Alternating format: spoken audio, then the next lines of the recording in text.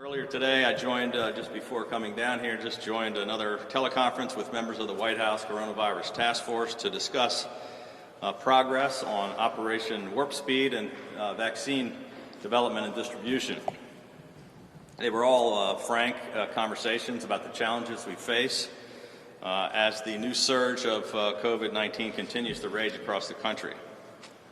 Unfortunately, or fortunately, Maryland is still much better prepared than most states to withstand this surge, particularly when it comes to testing.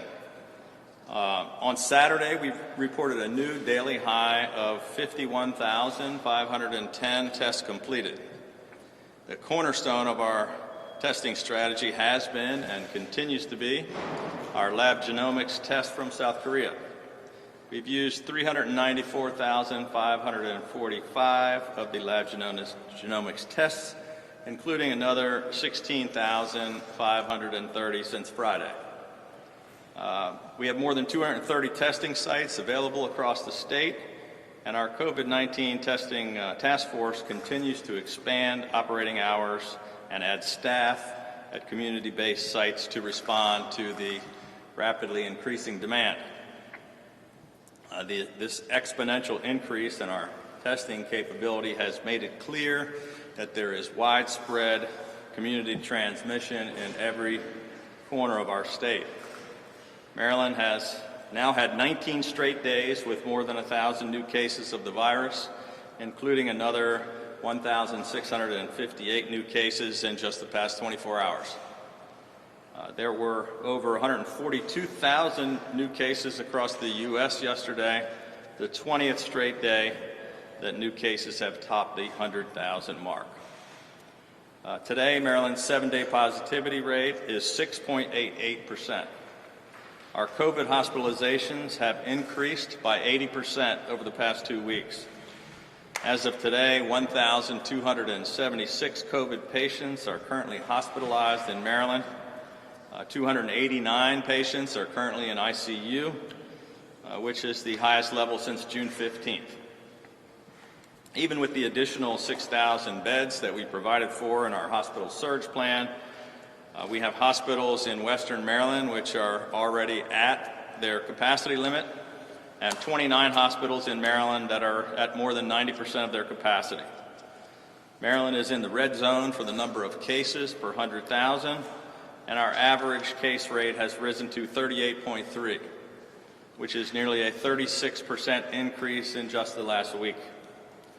U.S. hospitalizations set a record for the 13th straight day at more than 83,000, and the virus has now taken the lives of 4,293 Marylanders and over 256,000 Americans. To address the rapidly rising cases and hospitalizations, we have taken additional new actions to keep our hospitals from overflowing and to stop more Marylanders from dying. With contact tracing data showing a large uptick in new cases among Marylanders who have recently been exposed while dining out or shopping, capacity for bars and restaurants, retail businesses, and other establishments and facilities was rolled back to stage 2, which means 50% capacity. And based on reports that compliance with public health protocols drops dramatically later in the evening, all establishments statewide where food and/or alcohol is served are required to close by 10 o'clock p.m., with the exception of takeout and delivery of food and beverages. Because our contact tracing data continue to show that gatherings are a big cause of the spread, a public health advisory was issued to discourage any indoor gatherings of 25 people or more, and an expanded travel advisory strongly advising Marylanders against any non-essential out-of-state travel to states with high positivity rates. Fortunately, many people are following that advice. A survey by AAA found that nearly 90% of Marylanders are not planning to travel for the Thanksgiving holiday. Limitations have been reinstated regarding visitation of hospitals and nursing homes. Maryland's statewide masking order remains in effect, which requires the wearing of masks or face coverings at any public indoor facility, including retail establishments, fitness centers, grocery stores, pharmacies, personal services establishments, in the public spaces of all public facilities and private businesses across the state, as well as when using public transportation. Masks are also required at all outdoor public areas whenever it is not possible to maintain physical distancing. All of these important actions are critically important to slow the spread of the virus and to fight this COVID surge. However, these important safety measures and public health orders are only effective if they are being followed and enforced. The vast majority of Marylanders and our small businesses in the state are doing the right thing and are going above and beyond to keep safe and to help us fight the virus. But as COVID fatigue has set in, some individuals and businesses have unfortunately started to become more lax at the very worst part of the pandemic. Recently, Anne Arundel County Police made multiple arrests in a horrific case at the Cold Stone Creamery in Edgewater, where patrons refusing to wear masks brutally assaulted 2 store employees. They will be prosecuted to the fullest extent of the law. I know that there is growing frustration that we're still fighting this virus, and many people are struggling emotionally and financially. And this is causing a great deal of stress for nearly everyone. But following the public health directives is the only way that we will be able to stop this virus, to keep Maryland open for business, to keep our hospitals from overflowing, which is why it is absolutely critical that they must be followed. Businesses and individuals who blatantly violate the public health orders and refuse to follow state law are not only willfully endangering themselves, but their family, friends, and neighbors as well. The Wednesday before Thanksgiving is often a night where kids come home from college. They go out to bars to drink and socialize before then celebrating the holiday, sometimes with older family members. I cannot stress enough how reckless that behavior would be this year. 57% of all the complaints that have been registered across the state have been about compliance issues at restaurants, bars, and retail businesses. Especially now, it is critically important that we stay vigilant in this fight. We can't let a few bad actors spoil it for the others who have been doing such a great job. We cannot afford to undo all of the progress that we have made together in this war against the virus. This morning I participated in the 17th annual Maryland Remembers ceremony, which pays tribute to those Marylanders who tragically lost their lives at the hands of a drunk or drugged driver. As tragic as drunk driving is, far more people in Maryland have been killed by COVID-19 this year than by traffic accidents and drunk driving.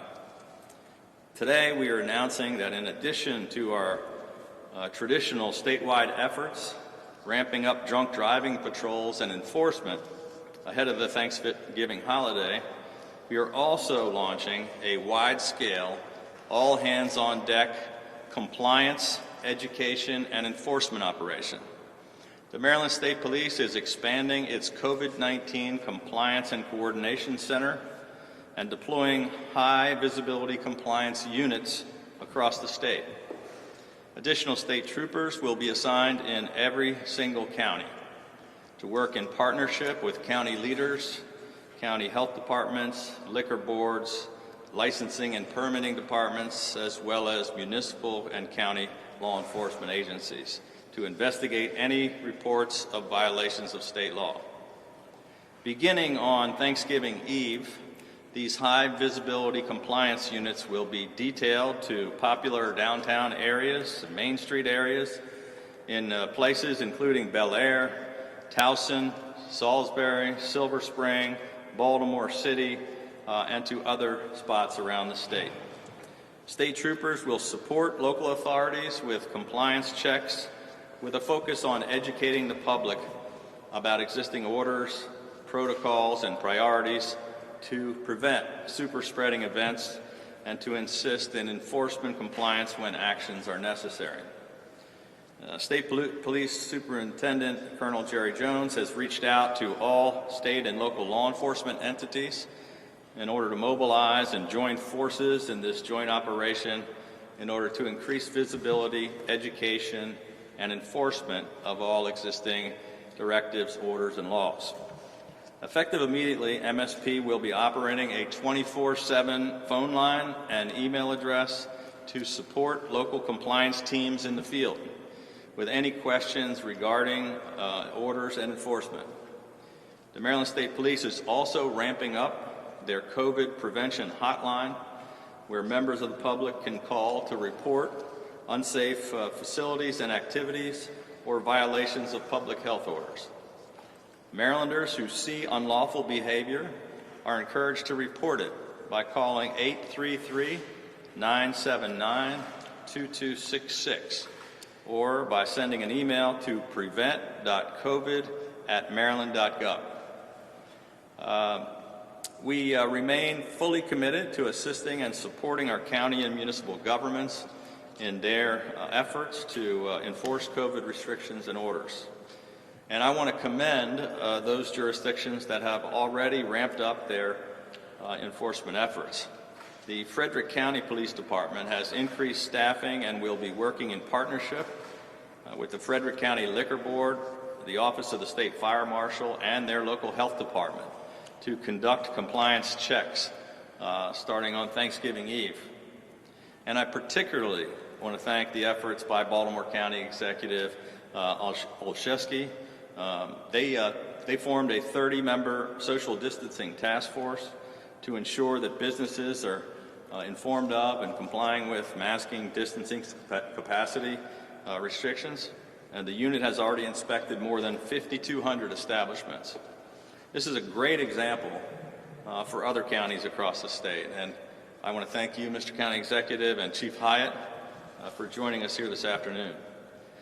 The heightened visibility operation that we're launching today isn't just about enforcement, but it's about education on how to keep businesses safely open and to educate the public on how to stay safe and save lives.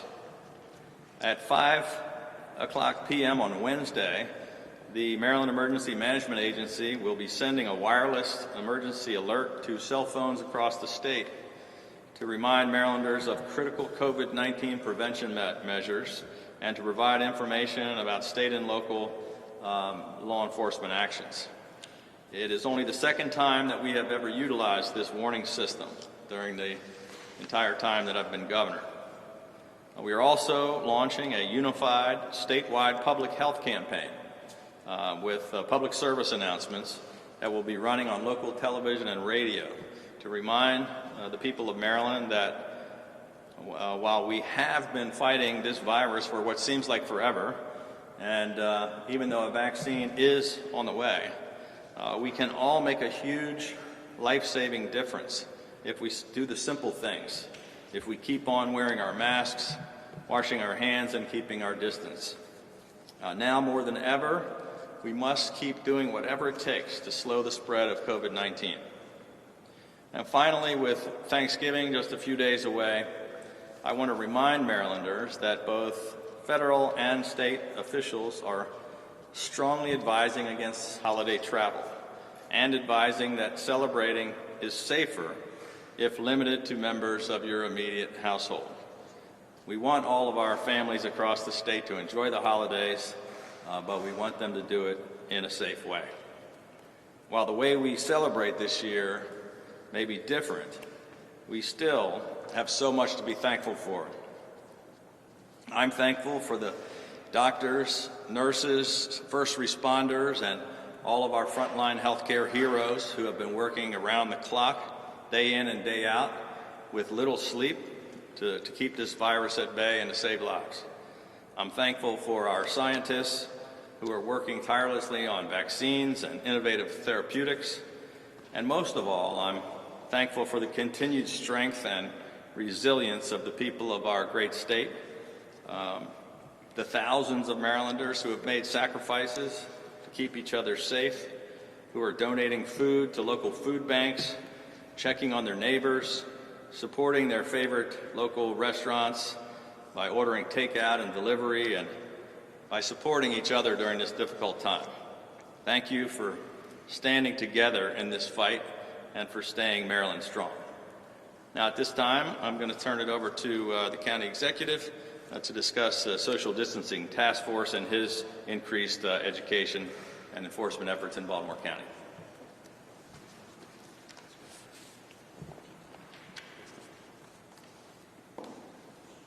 Thank you, Governor, and good afternoon. It is indeed an honor to be here with you, Governor Hogan, Superintendent Jones, and Marshall Weston from the Maryland Restaurant Association.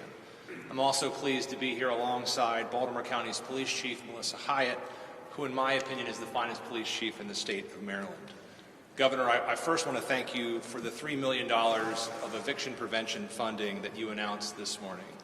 I'm proud that our staff in Baltimore County have put together a significant eviction prevention program that helps ensure our residents avoid losing their homes, and we're grateful for the additional support that you've given us. It will go a long way to bolstering those efforts. I joined Governor Hogan here today because I want our residents to hear us loud and clear. The situation is dire. Baltimore County cases have skyrocketed, more than quadrupling in the last month. For the past 19 days in a row, we've recorded record cases every single day. We now have more COVID hospitalizations than we have at any point during the pandemic. Over the past month, our positivity rate has increased by more than 185%. But Baltimore County's problems are not unique to our jurisdiction. We see the same disturbing trends across the state, from Western Maryland to the Eastern Shore and everywhere in between. The science tells us that we face a double whammy. Not only are we spending more time indoors, but we're also more likely to catch the virus there. That means that now more than ever, the governor is right. We have to take this virus seriously. I know that many of our residents have. They've hunkered down, they've avoided large gatherings, they've worn their masks. To those individuals, I say thank you, and please continue staying vigilant. Keep doing the things to keep yourselves safe, to keep your loved ones safe, to keep perfect strangers safe. Especially as we enter this holiday season, these brave actions are needed now more than ever. To those residents who have been skeptical, who have ignored health and safety guidance, who don't think this is worth taking seriously, I ask you to please hear us. Exactly 1 week ago, Baltimore County and the state of Maryland lost Lisa Marie Albee to this terrible virus. She's not our latest statistic. She was Spencer's wife and Kellen's mother. She was 49 years old. Lisa was a Virginia Tech graduate, a vice president at Whiting-Turner, and a pillar of her community, serving as den leader for Kellen's Cub Scout Pack and active on many boards and professional organizations, including her work with the Fort Meade Alliance to help military families through the establishment of the Fort's Resiliency Center. After fighting and beating breast cancer over the last year, she succumbed quickly to a deadly combination of pneumonia and COVID. This weekend, I had the occasion to speak with some of the people who knew her best and who loved her most deeply. The void she leaves behind, just like the void everyone we've lost leaves behind, has been immense. To those who've chosen not to take this virus seriously, put yourself in Spencer's shoes, in Kellen's shoes. Would you step in and do the right thing for your loved ones if their lives were on the line? Because their lives are on the line. Beating this virus requires us all to do our part. In Baltimore County, we have built a robust enforcement infrastructure to ensure that orders, whether state or local, are fully enforced. To date, our social distancing task force, under the leadership of Fire Director Marcus Johnson, has now conducted more than 7,000 inspections over the course of this pandemic, some of them in response to complaints, others proactive. They found more than 300 violations, and there have been 23 hearings before our liquor board to date, with another 7 still scheduled. While we do spend a lot of time doing education and outreach, including this week's partnership between the Maryland State Police and Baltimore County Police, we also cite operators who ignore the rules. We have issued fines. We have closed businesses that flout public health guidelines meant to keep people safe, and we will continue doing just that. We will continue to use the full authority granted to us by Governor Hogan's executive orders and to us by our county charter to protect our residents. And in recent weeks, we ramped up our efforts, hiring even more staff and extending our hours of operation. These rules are in place to save lives. If you are found violating them, you will be held accountable. We will not allow reckless behavior to continue without consequences. This is a matter of life and death. If too many people do not comply with the rules, we are left with no choice but to take additional actions to reduce the spread of this virus. I understand that our small businesses are struggling, but as elected leaders, our #1 priority remains the health and the lives of our residents. We will do whatever it takes to slow the transmission of this virus. At the same time, as you've heard the governor say before, our federal partners have to step up. The earlier stimulus was significant, and it helped save many families and small businesses in the early months of this pandemic. But those funding streams are drying up, leaving gaping holes in the safety net our people so desperately need. Congress needs to act with urgency to support states, local governments, businesses, and communities as we continue battling this pandemic. Without it, and without Marylanders following state and local orders, we do indeed face a long, dark winter. One with rising case counts, hospitalizations, and deaths, along with a significant economic fallout and a slow, painful recovery.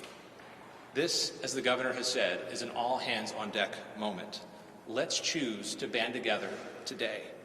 This Thanksgiving, skip crowded airports and packed planes. Skip the hugs, and large family gatherings now so you can have them both for years to come. Don't gather in large groups. Visit with friends and family virtually instead of in person. And please, for the love of God, please wear your mask. The end of this pandemic is coming, and that should motivate all of us even more to save lives along the way by doing our part. Well, thank you very much, Mr. County Executive. Thank you for all that you and Chief Hyatt are doing, and thank you for joining us here today. Last month, we doubled our state relief investment to $500 million to fund a combination of new small business relief programs to protect jobs and to expand our existing successful programs in order to immediately provide additional desperately needed relief to all of the businesses and their employees who were most in need, including restaurants who have been hit particularly hard. And we included another $50 million in direct relief specifically for restaurants, which the state is distributing through our county government partners. In the spring, we took statewide action to make it easier for restaurants to adapt their operations for carry-out and delivery services, including allowing for the off-site alcohol sales and delivery. And as we weather this fall's surge of the virus, I want to again strongly encourage Marylanders to support their local restaurants. With that, I'm going to turn it over to Marshall Weston, who is the President and CEO of the Restaurant Association of Maryland. I want to thank the association for all of their efforts working in partnership with us, and thank you, Marshall, for your service on our Restaurant Advisory Group, which has been providing industry-specific guidance and input for helping us to keep our restaurants safely open and operating throughout this pandemic.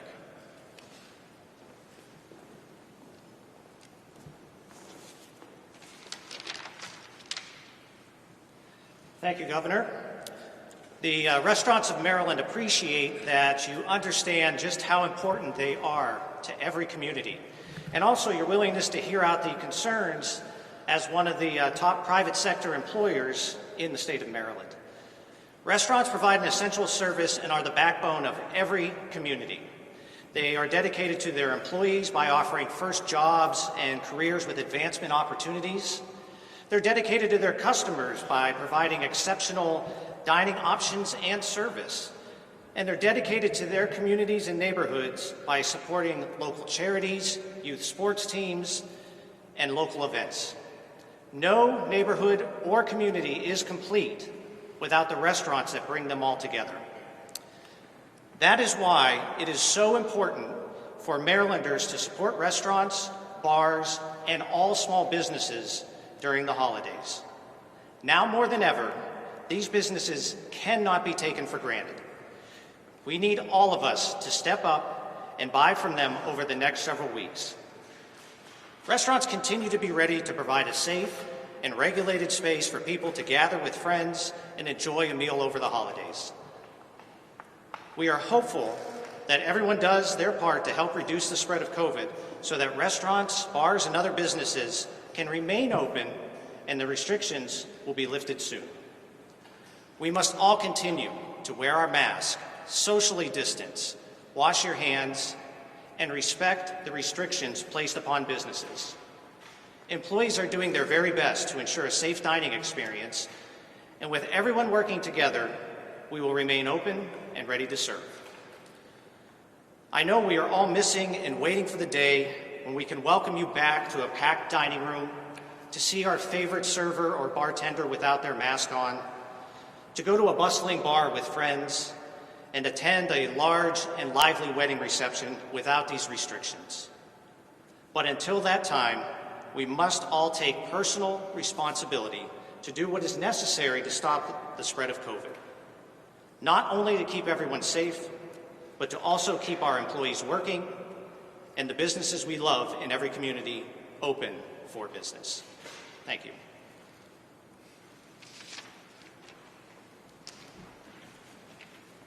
Thank you. With that, we'll be happy to take some questions. Brian?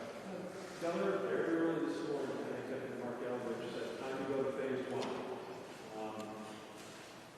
You're not doing that at this point. Can you talk about why you're taking this approach as opposed to that approach? Well, he's more than welcome to take whatever approach he wants to take. I don't think they've followed us for the past 9 months, but we're taking exactly the steps that we believe are necessary at this time. Governor, if you could frame up for people where we're at right now.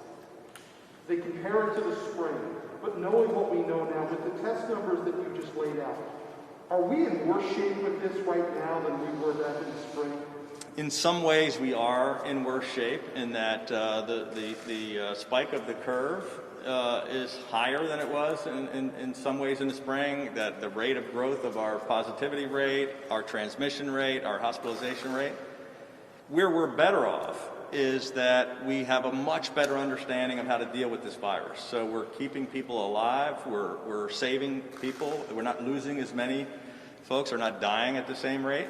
The therapeutics are better, we are getting closer on a vaccine, so I'm hopeful in one respect, but this is very scary stuff. I mean, this really is, at the beginning in the spring, everybody was just shocked by the novelty of it, and we were having announcements where we had 1 death and we had a dozen people that were infected, and it was big news. And now they seem numb to the fact that we lose, 15, 18, 24, 25 people a day, and they don't seem to care as much. But it is a very serious problem, and we're going to keep messaging to everybody to take it seriously. And the more seriously we take it, the faster we're going to be able to get it under control. Governor Hogan, you mentioned Frederick County and that you're partnering with Baltimore County on this with the Maryland State Police. Has every county agreed to team up with the MSP for this enforcement compliance, or is it just these 2 counties? I know that the superintendent has reached out to every single, not only county police chief and sheriff, but all the municipal police departments as well. And it's not just police either. But, their great task force is you know, I was watching the news. I was telling the county exec how impressed I was. They were bringing people from the fire department to come out to talk to businesses about being safe. I mentioned it includes licensing and permit, liquor boards, whoever we can get out there to help with the case. So we're hopeful that all the counties will participate in one way or another. We will be sending additional state police to every single county. Dr. You said that you talked to the White House today about vaccine development and disbursement. Do you have any updates for what people in Maryland can expect? And along those lines, I've heard from a number of people who are eager to pre-register already for a vaccine when it's available. Can you also let me know when they can start doing that? Yeah, so we just got briefed. Secretary Azar and a number of the members of the team gave us kind of the latest on where they were with the vaccine. They're still hopeful, and don't quote me because I can't guarantee that these dates are going to be made, but they really are hopeful that by the end of the year, so next month sometime, and or at the latest, the very beginning of next year, that we will start to have vaccines available. They have not committed to how many, what the production is going to be, how much each state is going to get, which is why we have an approved plan that we submitted that talks about the prioritization of our most vulnerable, our folks in nursing homes, our healthcare workers, but we don't know exactly how many or exactly when. We just know as they come in, we're going to prioritize the people that need them the most. When can people start to pre-register to get in line? That's a good question I don't know the answer to, but I'll make sure that our health department reaches out and gives you that answer right away because that's a great question. Thank you. Dr. Hogan, you mentioned the genomics test as the centerpiece of the testing strategy. The Washington Post reported that there were, in fact, problems discovered with the first batch. Do you think that was a fraud or an error? And might it take more So instead of making lab genomics take it? Look, the Washington Post story was basically a regurgitation of all the other stories that we've been hearing about for 6 months. There was no news in the story. We have not had a single problem with one single lab genomics test kit. We have had enormous problems with lab capacity, with acquiring reagents and testing solutions and swabs, which we had to utilize the Defense Production Act. But, originally the FDA emergency use authorization changed. The metrics were slightly different. The tests worked fine, but the FDA changed the rules, so we immediately got the company to upgrade to even faster tests that met the new FDA guidelines, and we have used them very successfully for the past 6 months, and we plan to use every single one. And we have never had a problem with one test kit that came from Korea. We've had all kinds of challenges in testing, but this was the highlight of a success story here in Maryland. You mentioned Beltane over the weekend with the president. More things are happening now. Is there going to come a time where action needs to be taken about this ending this presidency as the electoral college moves ahead and all that sort of stuff? Well, I have confidence. Our system has worked well for a couple of hundred years. We're going to have a peaceful transition of power. Joe Biden is going to be the next president. He is the president-elect. He will be sworn in on January 20th. What happens between now and then, I believe there's going to be continuing increasing pressure on the president to make the right decision. My biggest concern, when you take away all the politics and all the spin on social media, is that we're in the middle of a deadly crisis where 260,000 Americans have died, and we're about to hit the worst peak. And the incoming administration is not even talking to or getting any information from the outgoing administration. And that is really a scary situation. On that topic, I'm sorry. But Okay. do you intend? Tom is trying to jump in front of you, but go ahead. Do you intend for this location to be symbolic, given the Twitter back and forth in front of George Washington's speech? He was on this mission. I didn't quite hear about George Washington. The location of this press conference. Oh, yeah. Was it intentional? I thought it was something about what George Washington said on Twitter. The symbolism of George Washington was not something we thought about. But if you remember back at the peak of the virus, we were holding our press conferences outdoors. And then we were holding them inside this room, which has a lot more air, and we can be a lot more spread out, which is why we are having one TV camera rather than 8 or 10.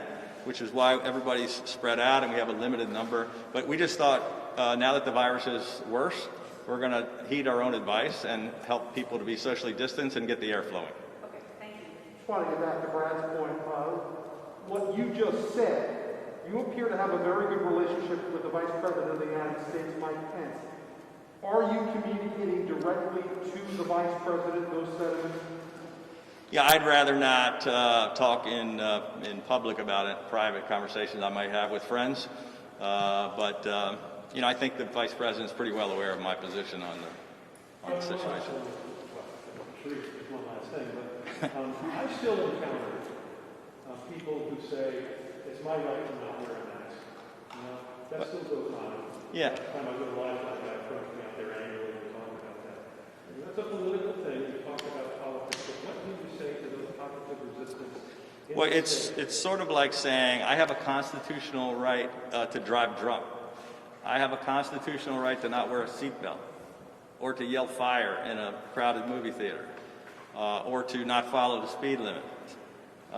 It's, you know, we're talking about 250,000 people dying already. You know, more than, you know, the Korean War, the Gulf War, and the Vietnam War added together. Which part don't you understand? You wear the mask. There's no constitutional right to walk around without a mask. We did it in 1918. I don't know why we can't do it now. I just wanted to ask a quick question about the vaccines. You mentioned your call with the White House task force. Does having 3 possible vaccines complicate how the whole plan would work with some to be refrigerated and some have super cold? Yeah, it is an interesting challenge, but it's good that we have multiple competing vaccines that are all getting to the finish line. So, because not one company is going to have the capability of worldwide manufacturing at the capacity we need. So having 3 at this point, potentially, you know, big companies that can all be knocking this out, but it is a little more complicated, and we've taken that into consideration in our planning and our discussions with our state leaders at the health department and with the federal government about some need to be at extremely cold temperatures, the others don't. So we're providing for both. We're going to have to make sure in some cases you have to get 2 vaccines. You have to keep track of all that information, so you make sure they get the right one and who's been vaccinated with which vaccine. So it's complicated, but the good news is we're going to have more vaccines available. Does Maryland have that cold storage capability? We've been being involved. We have the cold storage capability, dry ice capability, and we're doing new contracts, procurement, emergency procurements with all of those things, so that we are absolutely ready the minute that we get our vaccine kits. Thank you. All right, thank you, everybody. Thank you, Governor.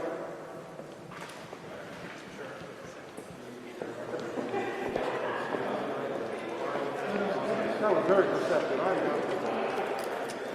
Oh my God, my favorite thing about it. You were genius. You were genius. I didn't even think about that.